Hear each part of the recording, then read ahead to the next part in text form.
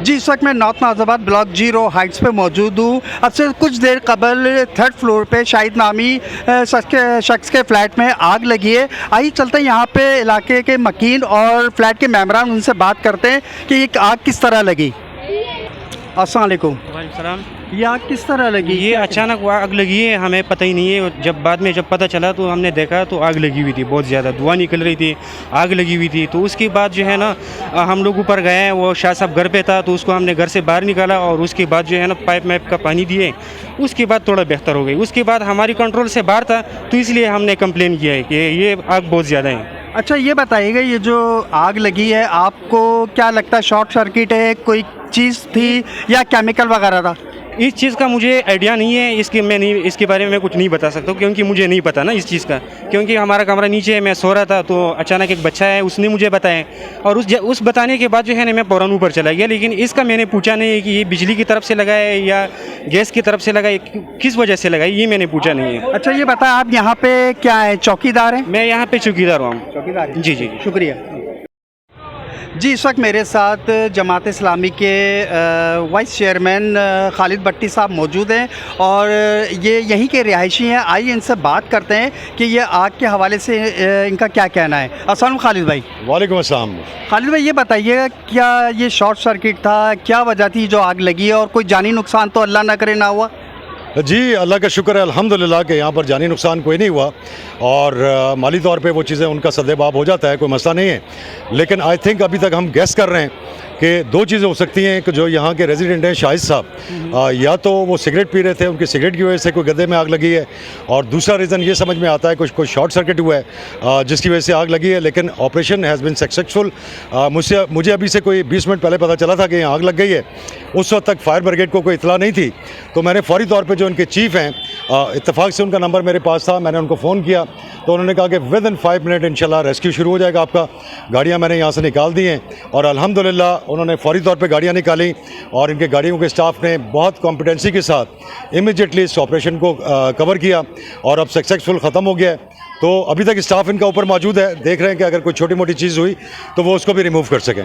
Thank you very much. मेरे साथ fire brigade in charge के शफीक अतहर हुसैन साहब मौजूद हैं। आइए इनसे बात करते हैं कि ये जो आग लगी है इस हवाले से इनका क्या कहना है। अस्सलाम वालेकुम। ये आग तो मेरे ख्याल में शॉर्ट सर्किट लग रही है, शॉर्ट सर्किट की वजह से आग लगी है। गद्दे में लगी थी, अल्लाह ने बहुत करम किया कि उसको बर वक्त पहुँच कर बुझा दिया गया है। कोई जानी नुकसान, कोई माली नुकसान नहीं, सिर्फ उनका गद्दा वद्दा जो है बेड वेड वो जला, कमरे को उसने समझने के थोड़ा नुकसान पहुंचाया है साइड के एरिया में, बस। बाकी अल्लाह ने बहुत करम किया कि सब महफूज है, परवरदिगार का बहुत। हाँ, बहुत महफूज। अच्छा, ये बताइएगा तकरीबन आप कितनी देर में पहुँचे? जैसी इतला मिली हम तो फ़ौरन, हमें तो इतला मिलती है, हमें 1 मिनट से पहले गेट से बाहर निकलना होता है।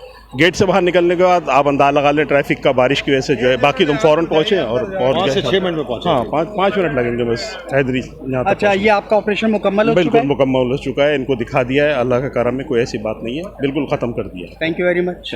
मेरे साथ रो हाइट्स के चौकीदार जिन्होंने फर्स्ट एड करी और सबसे पहले सीढ़ी लगा के जो है इन्होंने आग बुझाने की कोशिश करी और इनकी बर्वक्त कार्रवाई से एक बड़े नुकसान से बचे।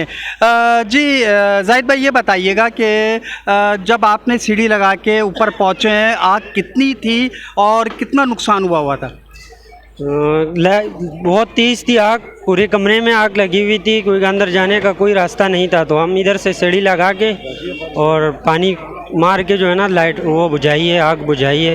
वहाँ से बुझाने का कोई वो नहीं था इसका।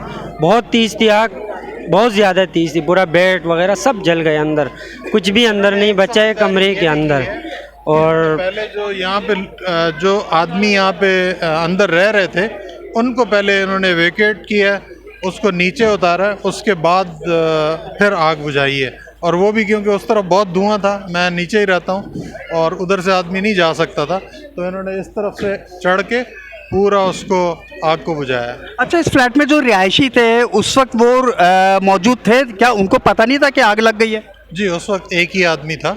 चौकीदारों ने बाहर से देखा कि गैलरी में आग लगी हुई है और वो अंदर मेरे ख्याल में सो रहे थे उस वक्त। सो रहे थे। तो इन्होंने इनको इंटरकॉम किया है, फिर ये लोग भागे हैं, तो वो एक कमरे के उन्होंने कार्डन किया है, उसको बाहर निकाला है और कोशिश, क्योंकि उतना धुआं था कि बग़ैर आप इक्विपमेंट के आप उसको कंट्रोल नहीं कर सकते, तो फिर उन्होंने कि यहाँ से सीढ़ी लगाई है और बराबर से पाइप लेके उसको पानी आहिस्ता आहिस्ता मारना शुरू किया।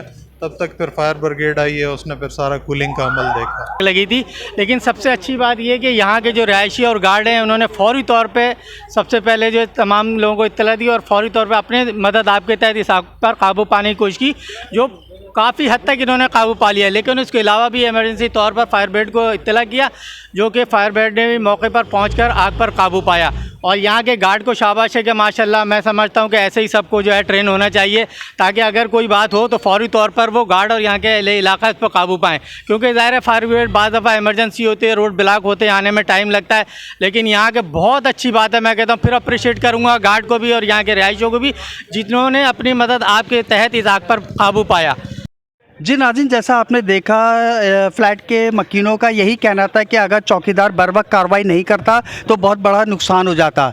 कैमरामैन अवैध सिद्दीकी के साथ मोहम्मद नासिर, DNN न्यूज़, कराची।